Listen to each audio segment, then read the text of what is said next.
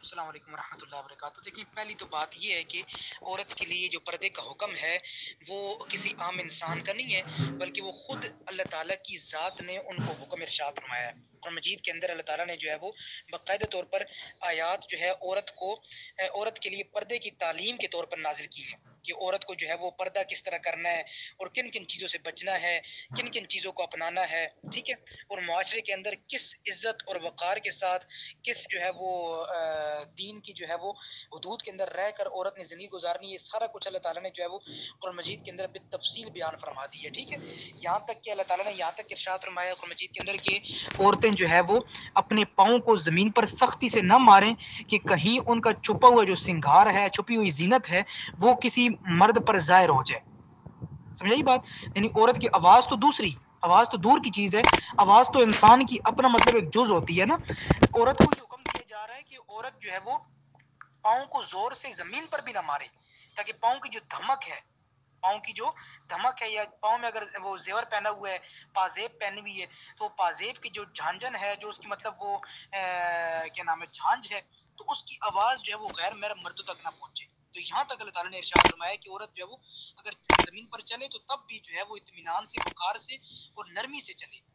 کہ کہیں اس کے پاؤں زور سے مارنے سے اس کی مطلب جو سنگھار ہے، چھپی ہوئی اس کی زینت ہے، وہ غیر مردوں پر ظاہر نہ ہو جائے، ٹھیک ہے۔ تو یہاں تک اللہ تعالیٰ نے ارشاد فرمایا ہے۔ اسی طرح اللہ تعالیٰ نے کئی آیات کے اندر ارشاد فرمایا کہ عورتوں کو مطلب چادر اوڑھنے کا حکم دیا ہے کہ اپنے چہروں پر چادر کر لو، اپنے گریبانوں پر جو ہے وہ پردہ اوڑھ لو، مطلب چادر کے اندر ملبوس ہو جاؤ نا۔ تو یہ کئی مطلب آیات کے اندر آپ پڑھیں گے، سورہ نور کے اندر جو ہے وہ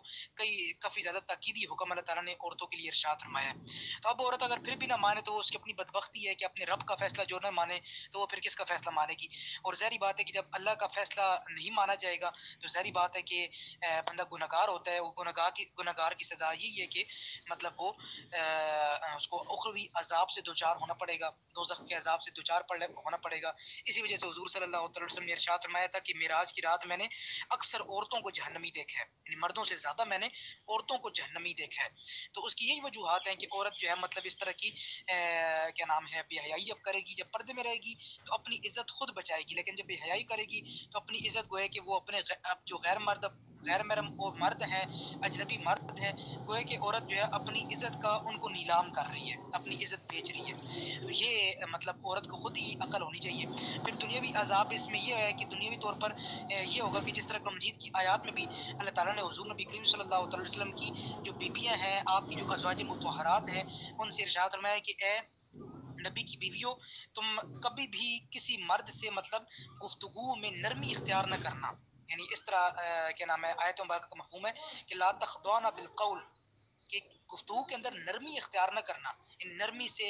نرم اور گداز اور میٹھے لہجے کے اندر کسی غیر محرم مرد سے جو ہے گفتگو نہ کرنا، کہ کہیں جو ہے وہ شخص کہ جس کے دل کے اندر کھوٹ ہے،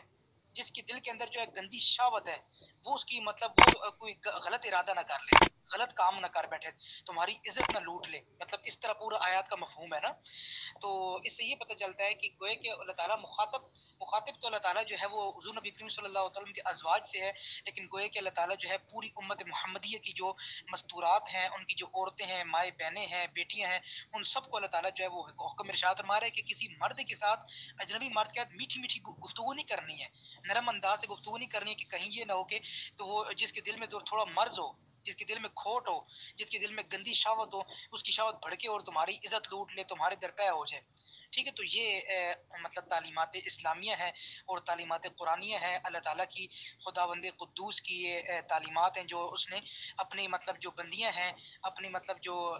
کیا نام ہے مستورات اسلامیہ ہیں، عورتیں ہیں، ان کے لیے اللہ تعالیٰ نے یہ قرآن مجید کے اندر ارشاد فرمایا ہے۔ تو یہ دنیاوی سزا ہے کہ دیکھیں آج مطلب ہمارے مسلمان عورتوں نے پردہ چھوڑ دیا۔ مسلمان عورتوں کے پردہ چھوڑنے سے یہ نقصان، سب سے بڑا نقصان یہ ہے کہ مرد بھٹک جاتے ہیں، مرد بدنگاہی کرنے پڑتے ہیں۔ پھر جب عورت کو اپنی عزت کی خود پرواہ نہیں ہوگی تو ظاہری بات ہے کہ مردوں نے تو دوچار ہونا ہے ان کی عزت سے، ٹھیک ہے۔ اسی طرح مطلب جب ظاہری بات ہے کہ اس طرح بے حیائی والا، بے پردگی کا سما ہوگا تو آج دیکھ لیں ہمارا معاشرہ زنا عام ہو رہا ہے، فوش جو ہے وہ عام ہو رہا ہے، ٹھیک ہے، اور اس طرح مطلب بے حیائی وغیرہ عام ہوتی جا رہی ہے، اور تب ہی ہمارا معاشرہ جو ہے وہ تنزلی کا اور بالکل نیچے پن کا، نچلی سطح کا شکار ہوتا جا رہا ہے، اور بجائے ترقی کرنے کے نچلی وہ تنزلی کا شکار ہوتا جا رہا ہے۔ تو یہ مطلب دنیاوی عذاب ہے، دنیاوی نقصان ہے نا۔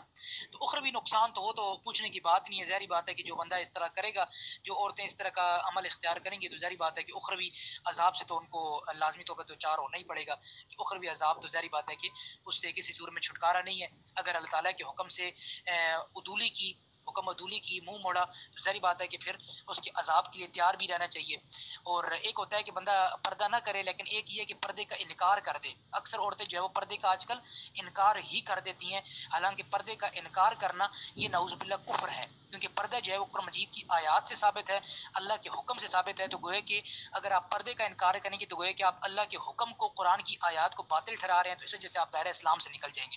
تو پردے کا بعض عورتیں جو ہے وہ لا علمی کے اندر، نادانی کے اندر اس طرح وہ کہہ دیتی ہیں کہ پردہ جو ہے وہ دل کا ہونا چاہیے، پردہ کوئی چیز نہیں ہے، ایسے نعوذ باللہ کر دیتی ہیں.